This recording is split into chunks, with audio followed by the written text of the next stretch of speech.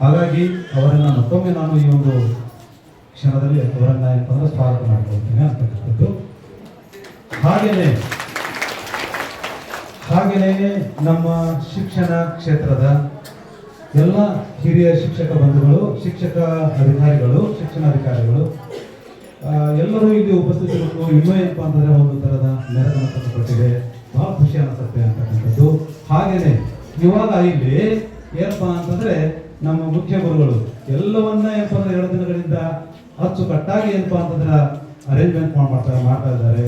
ಈ ಒಂದು ಕಾರ್ಯಕ್ರಮ ಅತಿ ಉತ್ಕೃಷ್ಟ ರೀತಿಯಲ್ಲಿ ಬರಲಿ ಅಂತಕ್ಕಂಥ ಒಂದು ದೊಡ್ಡ ಆಸೆಯಿಂದ ಅವರು ಎಂಗೇಜ್ಮೆಂಟ್ ಎಲ್ಲವನ್ನ ಮಾಡಿ ಇಲ್ಲಿ ಆಶೀರ್ವಾದ ಕೂತಿದ್ದಾರೆ. ನಮಗೆ ಅವರನ್ನು ಮತ್ತು ಪ್ರಾಥಮಿಕ ಶಾಲೆಯ ಹೆಡ್ ಮೇಡಮ್ ಅವರನ್ನು ಏನಪ್ಪ ಕಂಡು ತುಂಬಾ ಸಂತೋಷ ಆಗುತ್ತೆ ಅಂತಕ್ಕಂಥದ್ದನ್ನ ಮೊದಲು ಹೇಳ್ತೇನೆ. ಹಾಗೇನೆ ಈ ಕಾರ್ಯಕ್ರಮದ ಮುಖ್ಯ ಬಿಂದುಗಳೇ ನೀವುಗಳು ಅಂತಕ್ಕಂಥದ್ದು. ಈ ಕಾರ್ಯಕ್ರಮ ಏನಿದೆ ನೋಡೋದು mega parents and teachers meeting ಅಂತ. ಮೆಗಾ ಅಂತಂದ್ರೆ ಬಹಳ ದೊಡ್ಡ ಪ್ರಮಾಣದ ಏನು ಪಾಲಕ ಬಂಧುಗಳು ಮತ್ತು ಟೀಚರ್ಸ್ ಇವರ ಒಂದು ಸಂದರ್ಶನ, ಒಂದು ಮೀಟಿಂಗ್ ಅಂತಕ್ಕಂಥದ್ದು. ಈ ಮೀಟಿಂಗ್ನಲ್ಲಿ ನೀವು ಏನೇನು ತಿಳ್ಕೋಬೇಕು ಅಥವಾ ನಾವು ಏನೇನು ಹೇಳಬೇಕು ಅಂತ ಹೇಳಿ ಪ್ರಶ್ನೆ ಕೇಳಿಬಿಟ್ರ ನೀವು ಏನ್ ಹೇಳ್ತೀರಿ? ಸರ್ ಏನ್ ಹೇಳ್ರಿ ಅಂತ ಹೇಳ್ತೀರಿ? ಸರ್ ಏನಾದ್ರೂ ಒಂದು ಇಂಟ್ರೆಸ್ಟ್ ಇದ್ದರೆ ಹೇಳ್ಬೇಡ್ರಿ ಸರ್. ನಮ್ಗೆ ಹಿಂಗಾಗಬೇಕಲ್ಲ, ಹಿಂದಿನ ಕಾಲದ ಶಿಕ್ಷಣ ನಮಗೆ ಸಾಲಿ ಹೋದ್ ನೆನಪು ಬರ್ಬೇಕ್ರಿ, ಆ ತರ ಏನಾದ್ರು ಹೇಳ್ರಿ ಸರ್ ಅನ್ನಂಗೆ ಇದ್ದಿತ್ತಂತಂದ್ರ ನಾ ಚಾಯ್ಸ್ ಮಾಡ್ಕೊಳ್ಳಿ. ಏನ್ ಚಾಯ್ಸ್ ಮಾಡ್ಕೊಳ್ಳಿ? ಕಥೆ ಹೇಳ್ಬೋದಾ? ಕಥೆ ಅದರಲ್ಲಿ ಕಥೆ ಅಂದ್ರೆ ಬಂದಾಗ ಶಿಕ್ಷಕರು ಕೇಳೋದು ಎಂತ ಕಥೆ ಬೇಕು ಅಂತ. ಎಂತ ಕಥೆ ಬೇಕು ನಿಮ್ಗೆ? ದೈವಿಕ ಕಥೆ ಬೇಕೋ ಅಥವಾ ನಾರ್ಮಲ್ ಕಥೆ ಬೇಕು ಅಂತಕ್ಕಂಥದ್ದು. ಎಂತ ಕಥೆ ಬೇಕು? ಆಬ್ವಿಯಸ್ಲಿ ಏನಪ್ಪಾ ಅಂದ್ರೆ ನೀವು ಏನ್ ಹೇಳ್ತೀರಿ, ದೈವಿಕ ಕಥೆಗಳನ್ನ ಬೇಕು ಅಂತೆ. ಅವಾಗ ಹಾರರ್ ಇರ್ತದ, ಭಯಾನಕ ಇರ್ತದ, ಅಂಜಿಕೆ ಇರ್ತದ ಅಂತಕ್ಕಂಥದ್ದು. ಓಕೆ, ನಾವು ಇದು ಎಲ್ಲರೂ ಏನಪ್ಪಾ ಅಂದ್ರೆ ನಿಮ್ಮ ಶಾಲೆಗಳಿಗೆ ಇವತ್ತು ನಾನು ಕರ್ಕೊಂಡು ಹೋಗುವಂತ ಒಂದು ಪ್ರಯತ್ನವನ್ನ ಮಾಡ್ತೇನೆ. ಅದರಲ್ಲಿ ಒಂದು ಹಿಡನ್ ಅಜೆಂಡಾ ಇರುತ್ತೆ, ಅದನ್ನ ನೀವು ಹೇಳೋಕೆ ಅದಕ್ಕೆ ಕಡೆಗೆ ಕೇಳ್ತೀವಿ. ಓಕೆ, ಇವಾಗ ಏನಪ್ಪಾ ಅಂತಂದ್ರೆ ಬರುವುದು ಒಂದು ದೇವಿನ ಕತೆ. ಕತೆ ಹೆಸರು ಬೇಲಿಕಟ್ಟೆ ಮರ ಅಂತ. ಏನು? ಬೇಲಿಕಟ್ಟೆ ಮರ ಅಂತ. ಒಂದು ಊರು, ಆ ಚಿಕ್ಕದಾದಂತ ಊರು, ಬಹಳಷ್ಟು ಜನಗಳು, ಬಡವರು, ರೈತರು, ಅನಕ್ಷರಸ್ಥರು, ಇಂಥ ಜನರಿಂದ ಕೂಡಿದಂತ ಒಂದು ಊರು. ಅದು ಗುಡ್ಡಗಾಡಿನ ಒಂದು ಮಡಿಲಲ್ಲಿತ್ತು, ಅಂದರೆ ಗುಡ್ಡದ ಕೆಳಗೆ ಇತ್ತು ಅಂತಕ್ಕಂಥದ್ದು.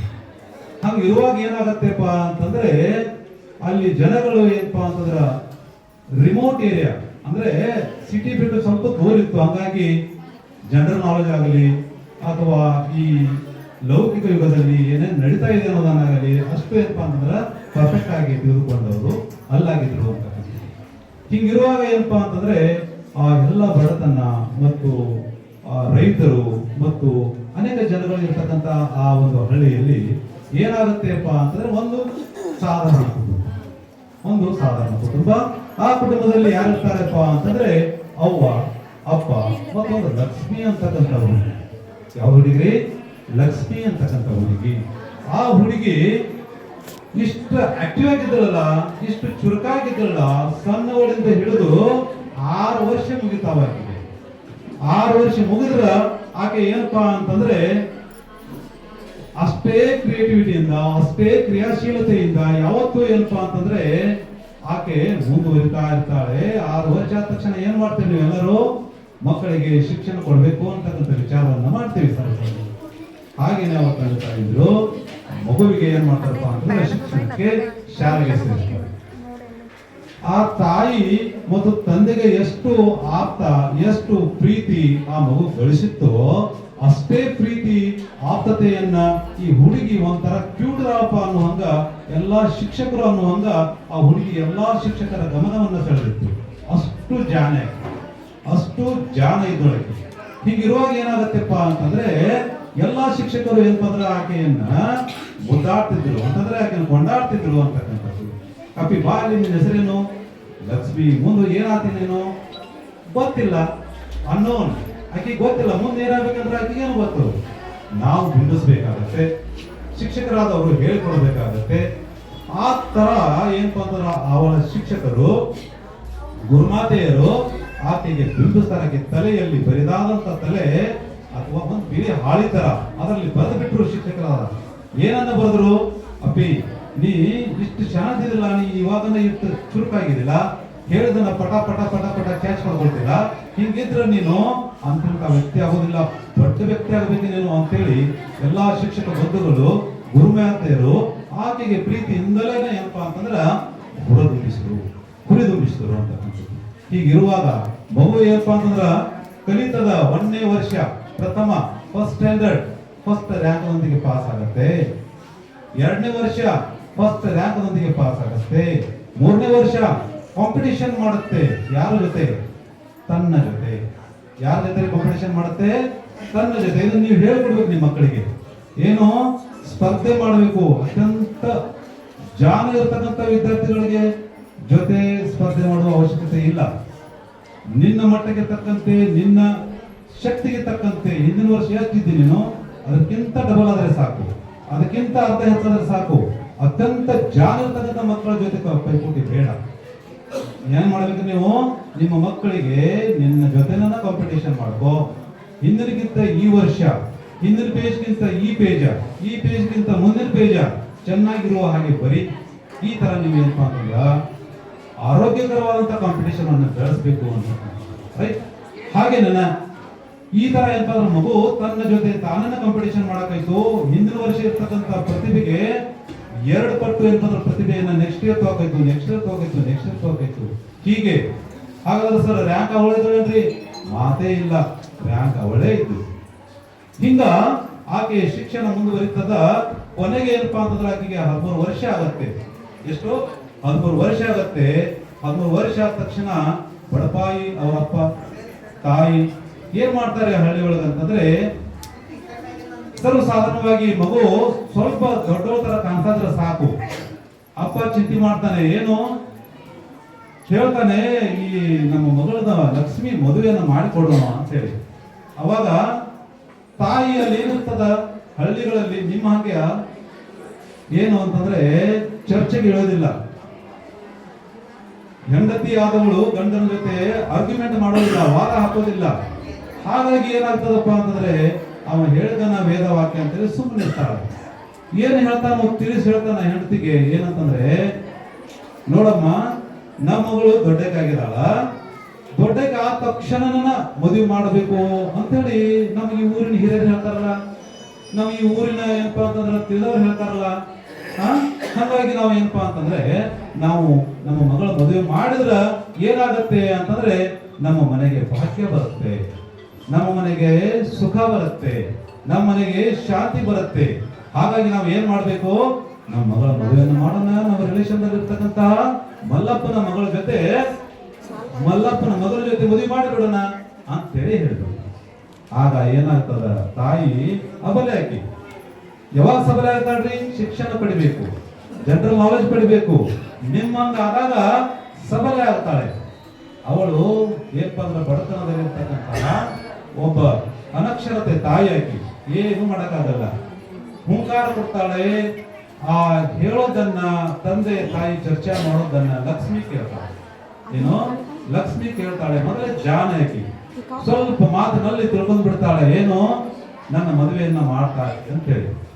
ಆಗ ಆ ಮಗು ಏನ್ ಮಾಡ್ತಾರಪ್ಪ ಅಂತಂದ್ರೆ ಆಕೆಯ ಭಾವನೆಯನ್ನ ಎಕ್ಸ್ಪ್ರೆಷನ್ ಮಾಡ್ತಾಳೆ, ಹೊರ ಹಾಕ್ತಾಳೆ, ಅಳ್ತಾಳೆ. ಆದ್ರೆ ಆ ಎಕ್ಸ್ಪ್ರೆಷನ್ ಅಳುವಿಕೆ ತಂದೆಗೆ ಕೇಳೋದಿಲ್ಲ, ತಾಯಿಗೂ ಕೇಳೋದಿಲ್ಲ. ಅಳ್ತಾಳೆ ಆಕೆ. ಏನು? ಅಪ್ಪ ನಾನು ಶಾಲೆ ಕಲಿಬೇಕು, ನನ್ನ ಗುರುಗಳು ನನ್ನ ಗುರುಮಾತೆಯರು ಹೇಳಿದಂತ ಹಾದಿಗೆ ಹೋಗಬೇಕು. ನಾನು ಏನಪ್ಪಾ ಅಂತಂದ್ರೆ ಈ ಜಗತ್ತಿನಲ್ಲಿ ಒಬ್ಬ ಏನಪ್ಪ ಅಂದ್ರೆ ಪರ್ಸನಾಲಿಟಿಯನ್ನ ಬೆಳೆಸ್ಕೋಬೇಕು ಅಂತೇಳಿ ನಾನು ಅನ್ಕೊಳ್ತೇನೆ. ತಾಯಿ ನಿನ್ನ ಹೆಸರನ್ನ ಎತ್ತರಕ್ಕೆ ಏರಿಸಬೇಕು ಅಂತ ಅನ್ಸ್ಕೊಳ್ತೇನೆ. ತಂದೆ ನಿನ್ನ ಹೆಸರನ್ನ ಆಕಾಶದ ಎತ್ತರಕ್ಕೆ ಒಯ್ಯಬೇಕು ಅಂತ ಅನ್ಕೊಳ್ತೇನೆ. ನಮ್ಮ ಶಾಲೆಯ ಹೆಸರನ್ನ, ನಮ್ಮ ಗುರುಗಳ ಹೆಸರನ್ನ ಎತ್ತರಕ್ಕೆ ಒಯ್ಯಬೇಕು ಅಂತ ಇದ್ದೇನೆ ಅಂತ ಗೋಳು ಅಂತ ಹೇಳ್ತದ ಆ ಹುಡುಗಿ. ಆದ್ರೆ ಆಕೆ ಅಳುವನ್ನ ಯಾರು ಕೇಳೋದಿಲ್ಲ. ಹಿಂಗಿರುವಾಗ ಏನಾಗತ್ತಪ್ಪ ಅಂತಂದ್ರೆ ಆಕೆಯ ಇನ್ನ ರಾತ್ರಿ ಹೇಳಿದ ಮುಂಜಾನೆ ಆದ ತಕ್ಷಣ ಮದುವೆ ಕಾರ್ಯಕ್ರಮಕ್ಕೆ ಏನಪ್ಪಾ ಅಂದ್ರ ಮಲ್ಲಪ್ಪ ಮಲ್ಲಪ್ಪನ ಅಂತಕ್ಕಂತ ಮಗನಿಗೆ ಕೊಡ್ತಾರದಲ್ಲ. ಹಂಗಾಗಿ ಮಾತುಕತೆಗಳನ್ನ ಕೂಡ ಮಲ್ಲಪ್ಪನ ಜೊತೆ ಮಾಡ್ತಾರೆ. ಮಲ್ಲಪ್ಪನ ಜೊತೆ ಮಾತುಕತೆ ಮಾಡಿದ ಕೂಡಲೇ ಹೆಚ್ಚು ಕಡಿಮೆ ಹಂಗು ಹಿಂಗು ಆಗಿ ಮ್ಯಾರೇಜ್ ಏನಾಗುತ್ತೆಪ್ಪ ಅಂದ್ರೆ ಫಿಕ್ಸ್ ಆಗುತ್ತೆ. ಮ್ಯಾರೇಜ್ ಫಿಕ್ಸ್ ಆದ ಕೂಡಲೇ ಏನ್ ಮಾಡಕ್ಕಾಗತ್ತೆ, ಅಲ್ಲಿ ರಿಮೋಟ್ ಏರಿಯಾ, ಬಡತನ, ಅನಕ್ಷರತೆ, ಅಜ್ಞಾನದಿಂದ ಕೂಡಿದಂತ ಜನ. ಹಿಂಗಿರುವಾಗ ಮಗುವಿಗೆ ಏನ್ ಮಾಡಕ್ಕಾಗೋದಿಲ್ಲ, ತಾಯಿ ಕೂಡ ಏನ್ ಮಾಡಕ್ಕಾಗೋದಿಲ್ಲ. ಹಿಂಗಿರುವಾಗ ಏನಾಗತ್ತೆಪ್ಪ ಅಂತಂದ್ರೆ ಹಂಗು ಹಿಂಗು ಹಿಂಗು ಹಿಂಗು ಆಗಿ ಕೊನೆಗೆ ಏನಪ್ಪಾ ಅಂತಂದ್ರೆ ಮದುವೆ ಸಮಾರಂಭಕ್ಕೆ ರೆಡಿ ಆಗ್ತಾರೆ. ಯಾವಾಗ ಮದುವೆ ಸಮಾರಂಭಕ್ಕೆ ರೆಡಿ ಆಗ್ತಾರೋ ಅಲ್ಲಿ ಏನಾಗತ್ತೆಪ್ಪ ಅಂತಂದ್ರೆ ಲಕ್ಷ್ಮಿ ತಾಯಿ ಯಾವುದೋ ಕಾರಣದಿಂದ ಆ ಕಟ್ಟೆಗೆ ಹೋಗಿರ್ತಾಳೆ. ಒಂದು ಕಟ್ಟೆ, ಊರಿನಲ್ಲಿ ಕಟ್ಟೆ ಇರ್ತಾ ಬಿಡಿದಿಲ್ಲ, ಒಂದು ಕಟ್ಟೆ. ಆ ಕಟ್ಟೆಯ ಬದಿನ ಒಂದು ಬೇಲಿ, ಆ ಬೇಲಿಯ ಬದಿನ ಒಂದೇನೋ ದೊಡ್ಡದಾದಂತ ಹಳೆ ಗಿಡ. ನಿಮ್ಮ ನೆದರ ಮುಂದೆ ಬರ್ಬೇಕವು. ಒಂದು ಕಟ್ಟೆ ಇದೆ, ಒಂದು ಬೇಲಿ ಇದೆ, ಬೇಲಿಯ ಹತ್ತಿರ ಏನಪ್ಪಾ ಅಂದ್ರೆ ಒಂದು ದೊಡ್ಡದಾದಂತಹ ಹಳೆಯ ಗಿಡ ಇದೆ. ಆ ಗಿಡದ ಹತ್ತಿರ ಹೋಗ್ತಾಳೆ. ಅಲ್ಲಿ ಏನಪ್ಪಾ ಅಂದ್ರೆ ಒಂದು ಅಜ್ಜಿ, ಅಲ್ಲೇನೋ ಅಜ್ಜಿ ಬರ್ತದ. ಅಜ್ಜಿ ಹೇಳ್ತಾಳೆ ಲಕ್ಷ್ಮಿ ತಾಯಿಗೆ, ಏನು ಅಂತಂದ್ರೆ ಲಕ್ಷ್ಮಿ ತಾಯಿ ಏನಪ್ಪಾ ಅಂತ ಒಂದು ಮಾತು ಹೇಳೋದಿದೆ, ಅದೇನು ಅಂತ ಕೇಳಿದಾಗ ಹೇಳ್ತಾಳೆ, ಈ ಊರಿನಲ್ಲಿ 10-15 ವರ್ಷಗಳ ಹಿಂದೆ ಇದೇ ತರ ಒಂದು ಮಗುವಿನ ಮದುವೆಯಾಗಿತ್ತು. ಏನಾಗಿತ್ತು? ಇದೇ ತರ ಒಂದು ಮಗು ಅಂದ್ರೆ 13 ವರ್ಷ ಆಯ್ತಂದ್ರೆ ಹೆಣ್ಮಗಳು, ಸ್ತ್ರೀ ಅಲ್ಲ, ಹೆಣ್ಮಗಳು, ಸಣ್ಣ ಮಗು ಅಂತವಳ ಮದುವೆ ಆಗಿತ್ತು. ಅವಳ ತಂದೆ ತಾಯಿ ಊರ ಯಾರು ಆಕೆಯ ಅಳುವನ್ನ ಗಮನಿಸಲಿಲ್ಲ. ಕೊನೆಗೆ ಆಕೆ ಏನ್ ಮಾಡಿದಳಪ್ಪ ಅಂತಂದ್ರೆ ತನ್ನ ಕಣ್ಣೀರಲ್ಲಿ ಏನಪ್ಪಾ ಅಂದ್ರೆ ಕಣ್ಣೀರು ಹಾಕಿ ಕೊನೆ ಕುಶಲವನ್ನ ಹೇಳಿದಳು. ಅಲ್ಲಿಂದ ಇಲ್ಲಿಯವರೆಗೆ ಏನೋ, ಅಲ್ಲಿಂದ ಇಲ್ಲಿವರೆಗೆ ಸುಮಾರು 15 ವರ್ಷಗಳವರೆಗೆ ಇನ್ನು ತನಕ ಈ ಊರಲ್ಲಿ ಚಿಕ್ಕ ಮಕ್ಕಳ ಮದುವೆ ಆಗಲಿಲ್ಲ, ಆಗಾಕನು ಬಿಡೋದಿಲ್ಲ ಅಂತೇಳಿ ಅಜ್ಜಿ ಹೇಳುತ್ತೆ. ಹಾಗಾದ್ರೆ ಲಕ್ಷ್ಮೀ ತಾಯಿ ಅದನ್ನ ಗಂಭೀರವಾಗಿ ತಗೊಂಡ್ರಂತೀರಾ? ತಗೋಲಿಲ್ಲ. ಅಜ್ಜಿ ಮಾತನ್ನು ಗಂಭೀರವಾಗಿ ತಗೋಲಿಲ್ಲ. ಕೊನೆಗೆ ಏನಾಗತ್ತೆಪ್ಪ ಅಂತಂದ್ರೆ ಊರಿನಲ್ಲಿ ಎಲ್ಲಾ ಚರ್ಚೆ ಏನು, ಇನ್ನ ನಮ್ಮ ಲಕ್ಷ್ಮಿ ಮದುವೆ ಆಗೋದು, ಲಕ್ಷ್ಮಿ ಮದುವೆ ನಡೆಯೋದು, ಲಕ್ಷ್ಮಿ ಮದುವೆ ಆಗೋದು ಅಂತೇಳಿ ಚರ್ಚೆ ನಡೀತದ. ಹಿಂಗ್ ಚರ್ಚೆ ಇರುವಾಗ ಏನಾಗತ್ತೆ ಅಂತಂದ್ರೆ ಎಲ್ಲ ಜನಗಳು ಸಡಗರ ಸಂಭ್ರಮದಿಂದ ಅವರ ಮನೆಗೆ ಬಂದು ಮದುವೆ ತಯಾರಿಯನ್ನ ಮಾಡ್ಕೊಳ್ತಾ ಇರ್ತಾರೆ. ಏನೇನು ಕೆಲಸಗಳನ್ನ ಮಾಡಬೇಕು ಇತ್ಯಾದಿಗಳನ್ನ ಮಾಡ್ತಾರೆ. ಕೆಲಸ ಅಂತಂದ್ರೆ ಏನು, ತಳಿರು, ತೋರಣ, ಮಂಟಪ ಇತ್ಯಾದಿಗಳನ್ನ ಹಾಕ್ಬೇಕಲ್ಲ, ಹಾಕ್ತಾರೆ. ಇನ್ನೇನು ನಾಳೆ ಮದುವೆ ಇವತ್ತಿನ ಹಾಗೆ ಏನಾಗತ್ತೆಪ್ಪ ಅಂತಂದ್ರೆ ರಾತ್ರಿ ಏನಾಗತ್ತೆಪ್ಪ ಅಂತಂದ್ರೆ ಭಯಾನಕವಾದಂತ ಗಾಳಿ ಅಂತ ಬಿಸಕ್ ಚಾಲು ಆಯ್ತು. ಆಗ ಗಾಳಿ ಗದ್ದಲ ಮಾಡಕ್ ಚಾಲು ಆಯ್ತು. ಅನೇಕ ಜನಗಳ ಹಂಸುಗಳು ಹಾರಿರೋದು, ಗುಡಿಸಲುಗಳು ಹಾರಿರೋದು. ಇಂಥ ರಭಸಕ್ಕ ಆ ಮದುವೆ ಮಂಟಪ ಕಿತ್ತುಕೊಂಡು ಹೋಯ್ತು. ಅದರಲ್ಲಿರ್ತಕ್ಕಂಥ ಬಟ್ಟೆ ಬರೀ ಎಲ್ಲ ಹಾರಿಬಾರ್ದು, ತಳಿರು ತೋರಣಗಳೆಲ್ಲ ಕಿತ್ತು ಹೋದು. ಆಮೇಲೆ ಲೈಟ್ ತತ್ತಿ ಅಳಗಾಡಿ ಏನಪ್ಪಾ ಅಂತಂದ್ರೆ ಲೈಟ್ಗಳೆಲ್ಲ ಹೋಗ್ಬಿಟ್ಟು ಮನೆಯಲ್ಲಿ ದೀಪ ಹಚ್ಚಲಿಕ್ಕೆ ಹೋದ್ರೆ ಒಂದು ದೀಪ ಹತ್ತುವುದು. ಇಂಥ ಭಯಾನಕವಾದಂತಹ ಗಾಳಿ ಬೀಸಲಿಕ್ಕೆ ಆರಂಭ ಆಯ್ತು. ಆಮೇಲೆ ಎಲ್ಲರೂ ಚೆಲ್ಲಾಪಿಲ್ಲಿಯಾಗಿ ಮೌನ ಏನಪ್ಪಾ ಅಂತಂದ್ರೆ ವಾತಾವರಣ ಉಂಟಾಯಿತು. ಎಲ್ಲಿ? ಆ ಊರಲ್ಲಿ ಮೌನ ವಾತಾವರಣ ಉಂಟಾಯಿತು. ಮೌನ ಇರುವಾಗಲೇ ಒಂದು ಸಣ್ಣ ಧ್ವನಿಯಲ್ಲಿ ಸೌಂಡ್ ಬರ್ತದ, ಆವಾಜ್ ಬರ್ತದ. ಏನು? ಮಗುವಿನ ಮನಸ್ಸು ದೇವರ ಮನಸ್ಸು, ಅದರ ಕನಸನ್ನು ಕೊಲ್ಲಬೇಡಿ. ಮಗುವಿನ ಮನಸ್ಸು ದೇವರ ಮನಸ್ಸು, ಅದರ ಕನಸನ್ನು ಕೊಲ್ಲಬೇಡಿ. ಈ ತರ ರಿಪೀಟೆಡ್ ಆಗಿ ಆ ಸೌಂಡ್ ಬರಾಕೈತು. ಅದೆಲ್ಲಿಂದ ಬರ್ತಿದ್ರಿ? ಎಲ್ಲಿಂದ ಬರ್ತಂದ್ರೆ ಡೆಫಿನೆಟ್ ಆಗಿ ಆ ಬೇಲಿ, ಕಟ್ಟೆ, ಮರದಿಂದ ಬರ್ತಾ ಇತ್ತು ಸೌಂಡ್. ಹೀಗಾಗಿ ಏನಾಗ್ತದಪ್ಪ ಅಂತಂದ್ರೆ ರಾತ್ರಿ ಇಡೀ ಎಲ್ಲ ಏನಪ್ಪ ಅಂದ್ರೆ ಎಲ್ಲರೂ ಗಡ